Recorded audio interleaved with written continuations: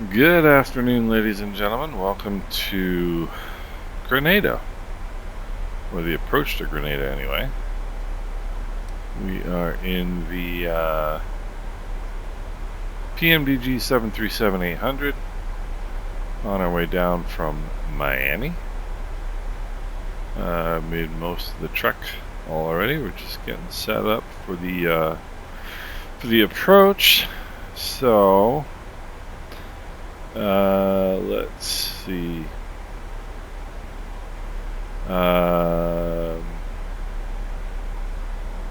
104 both sides, 1700 set. Minimums are set. Don't need to set a radio frequency because it's an R&AV approach, but we do need to set our speeds.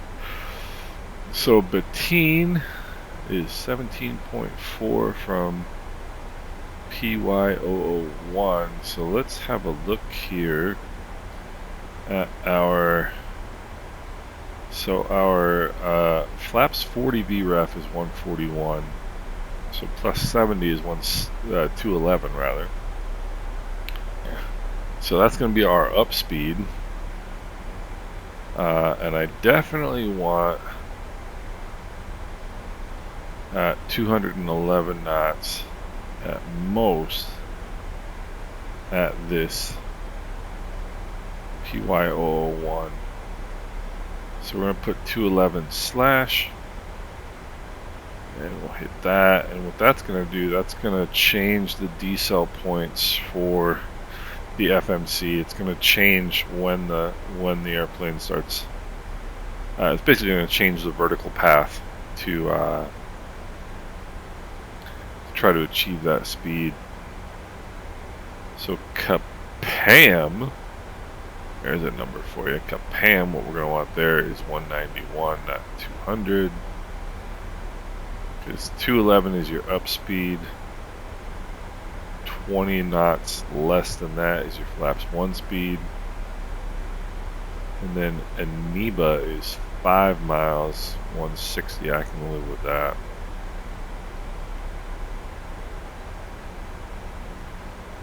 So, there's the 18,000 foot call. Looks like we're going to get some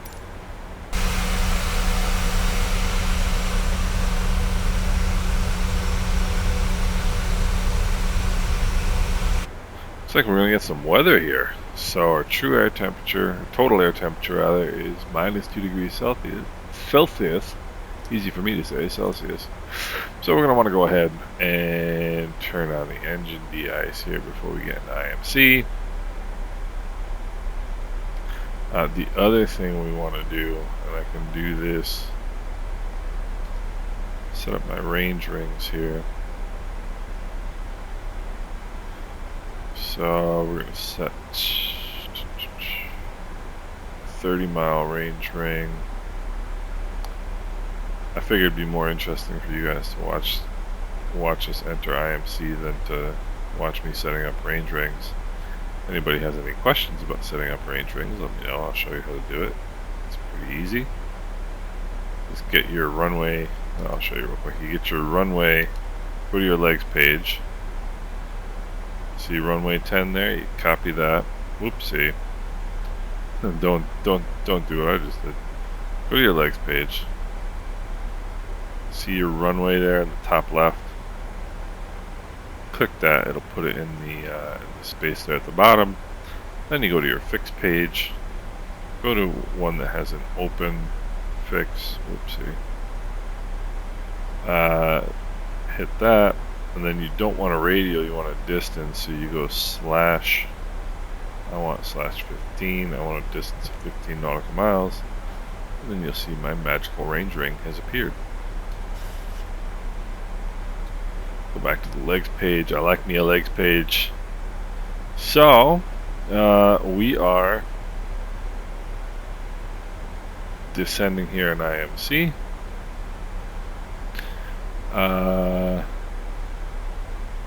quick look up top, see what we got here. Everything's looking good there. Everything's looking good over here. Put the seatbelt sign on here a little bit. Everything looking good on this side. Alright, we're in business. So,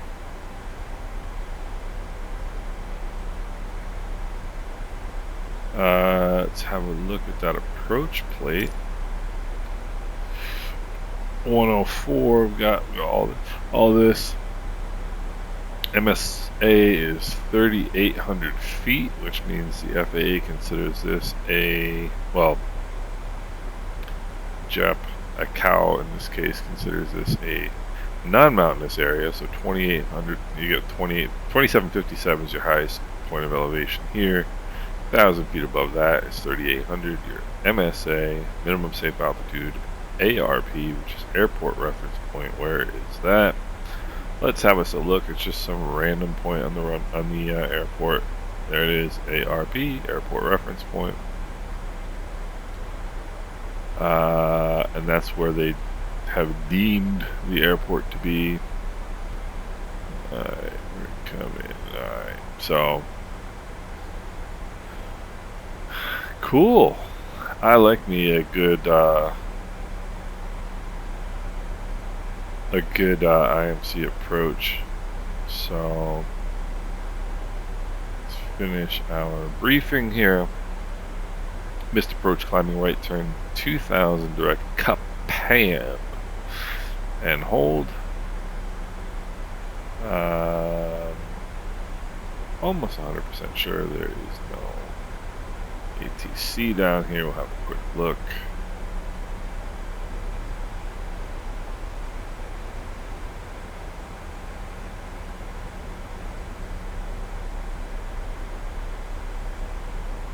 And we're getting some serious rain where I am right now in New York. And we need it, baby. Alright, so we're coming up on 10,000 feet. We can turn our landing lights on. Turn our seatbelt lights on. I probably should have turned that on before. Alright, so we are now closing in on Bettine.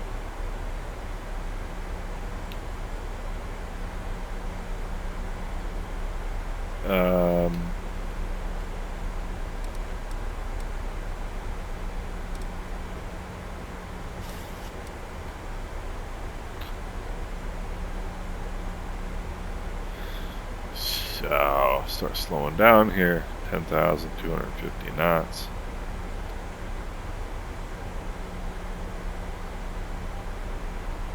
And I suppose it'd be a decent idea to look at the weather. What do you guys think? Sure, why not? 23 minutes ago, 090 at 12. Few clouds at 1,600 feet. Good visibility. 1012. Huh, well, we'll see. Won't be the first time a METAR is wrong. One of the things people don't understand about METARs, they say, oh, the METAR, it wasn't accurate. Well, guess what?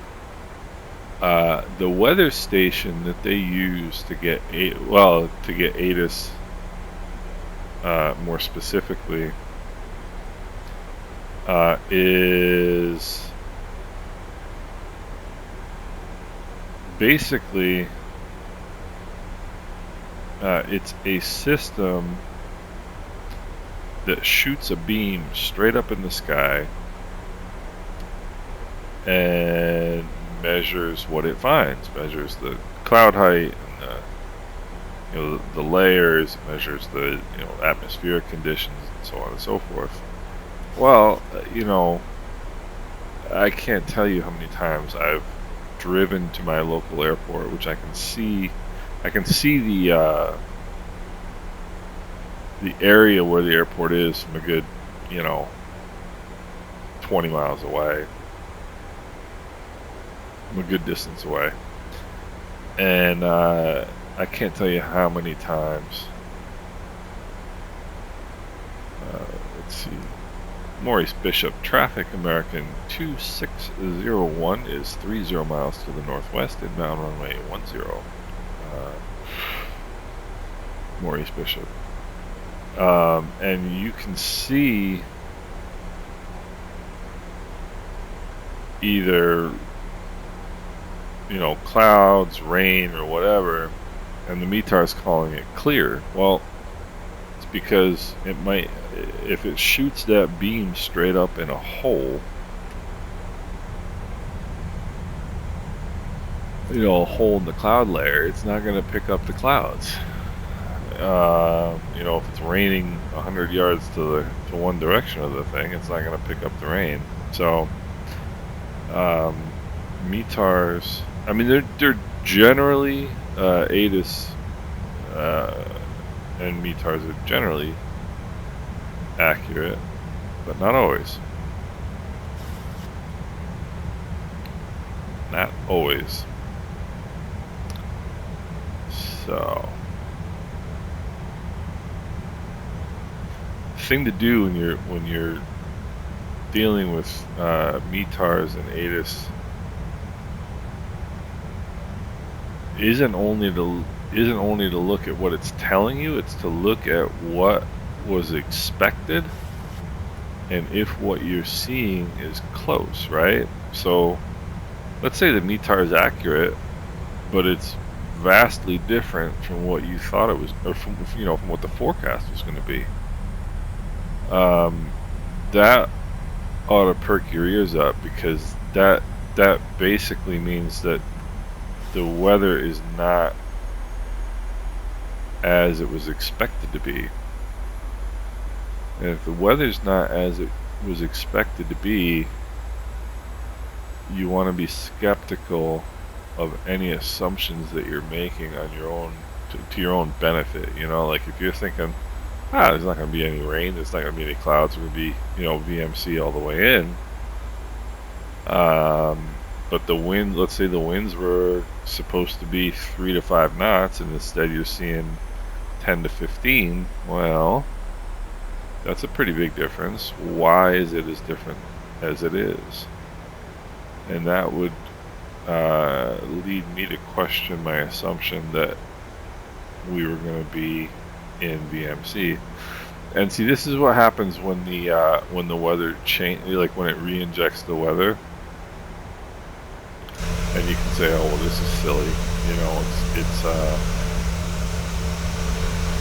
to inject it back in here shortly. But you can set different intervals for REX to inject the weather. I've got mine set at about 30 minutes.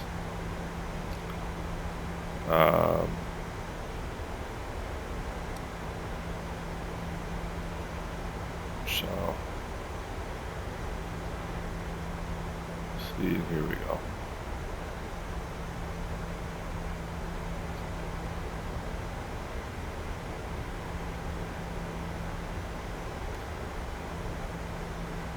Bishop traffic, American 2601 is 15 miles to the northwest, inbound runway 10, Maurice Bishop.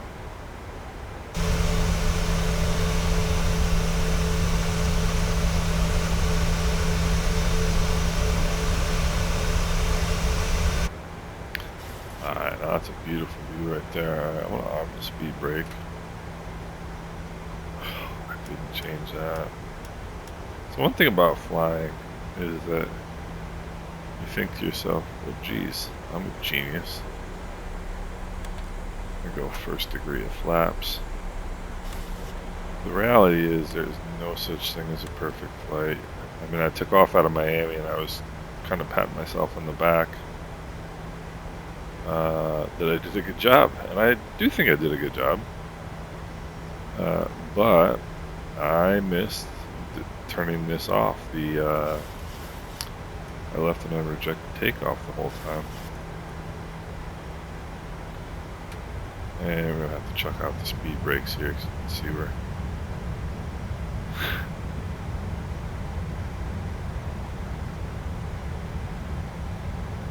4,000 feet. Change the altimeter.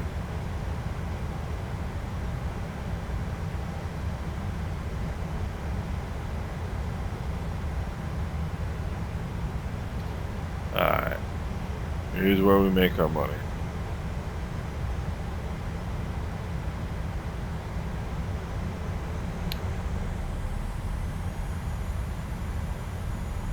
Alright.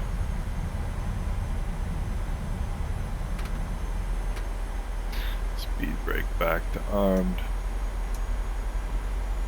Engine start is not continuous. I know I do that earlier than you're technically supposed to, but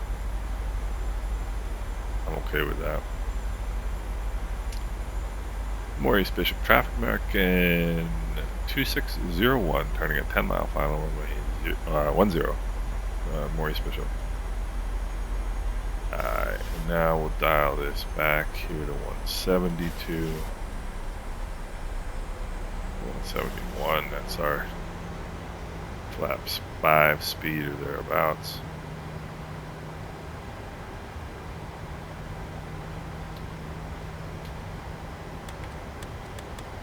Set flaps 5. And see that? When that 5 popped up, it's right on target at 171. Because up speed is 211, which is VREF 40 plus 70. And you get 191, 20 knots lower than that is flaps 1 speed, 20 knots lower than that is flaps 5 speed. Alright, so we're 3 miles from Amoeba, so yeah, Amoeba. So 2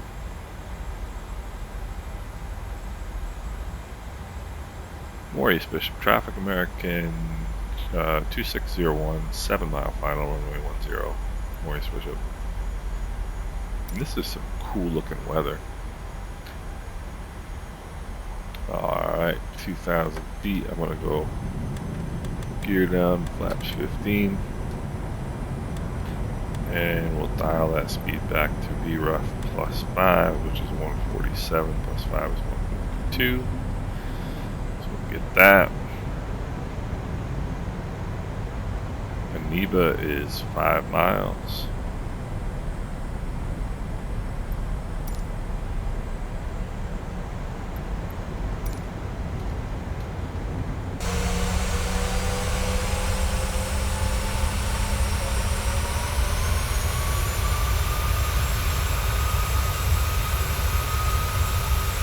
That's a cool view. Alright, and now Maurice Bishop Traffic American 2601, 4 mile final runway 10, Amoeba. Maurice Bishop. And now we'll go flaps 30. And once this settles at flaps 30, once we get on speed and on get the power set, I will then go ahead and we're going to disable the autopilot. 1,000. 1,000.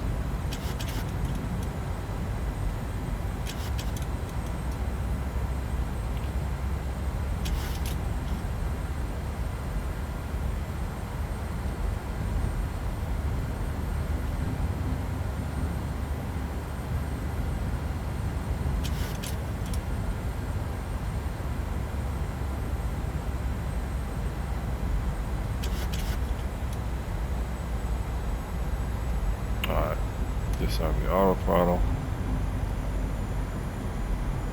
Approaching minimums. Minimums. 500.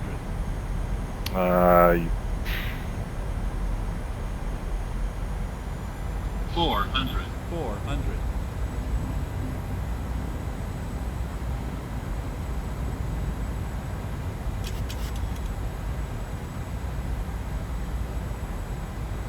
300.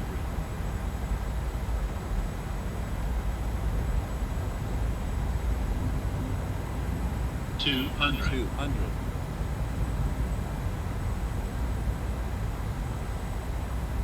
100. 50. 40. 40. 30. 30. 20. 20. 10. 10. 9. 9. 8. 10. That may have looked alright, but that was not good.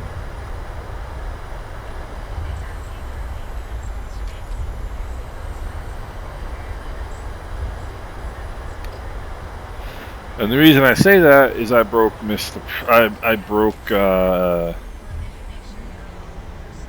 stable approach criteria, which is not good.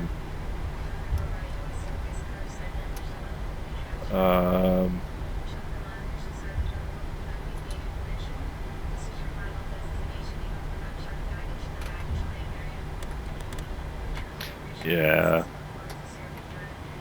that's getting away with something there that is not something you should be trying to get away with.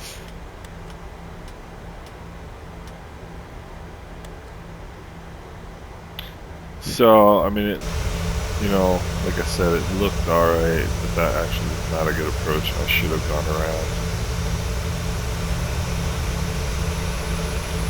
Should have gone around. And I need to get out of the habit of not going around when I should.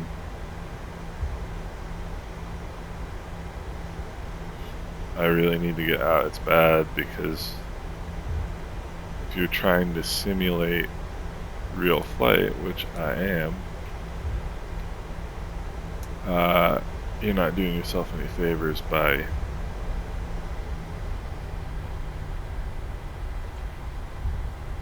faking it, you know?